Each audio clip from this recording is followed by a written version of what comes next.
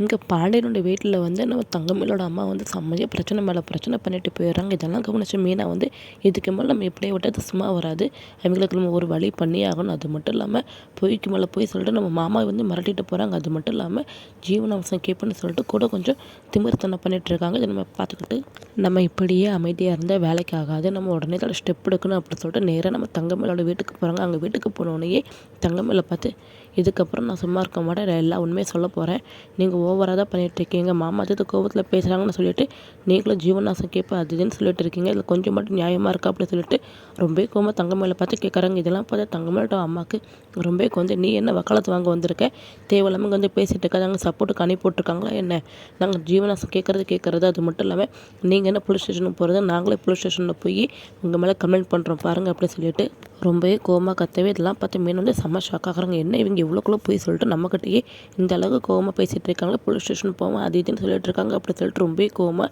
ஆமாம் police station தாராளமாக போங்க, ஆனால் போலீஸ் ஸ்டேஷன் போனால் உங்கள் குடும்பத்தை நாசமாக போகும். அது மட்டும் இல்லாமல் உங்கள் பொண்ணு நீங்கள் எவ்வளோ போய் சொல்லியிருக்கீங்க, போலி நகை போட்டுக்கிட்டு ஏமாற்றி கல்யாணம் பண்ணியிருக்கீங்க அப்படின்னு சொல்லிட்டு நாங்கள் பதில் கேஸ் போட்டு நீங்கள் என்ன நிலைமைக்கு ஆகுன்னு கொஞ்சம் மட்டும் யோசிச்சு பாருங்கள் அப்படின்னு சொல்லிட்டு நம்ம மீனா சொன்னதை கேட்டோன்னா தங்கமேல செம்ம ஷாக் ஆகுறாங்க.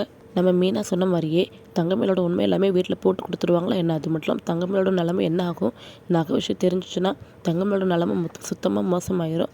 தங்கமேல இதெல்லாம் எப்படி சமாளித்து எப்படி நம்ம தரவணை கூட சேர்ந்து வாழ போகிறாங்க பொறுத்திருந்து நம்ம வரப்போகிற வீடியோலாம் பார்த்து தெரிஞ்சுக்கலாம். தேங்க்யூ ஃபார் வாட்சிங்.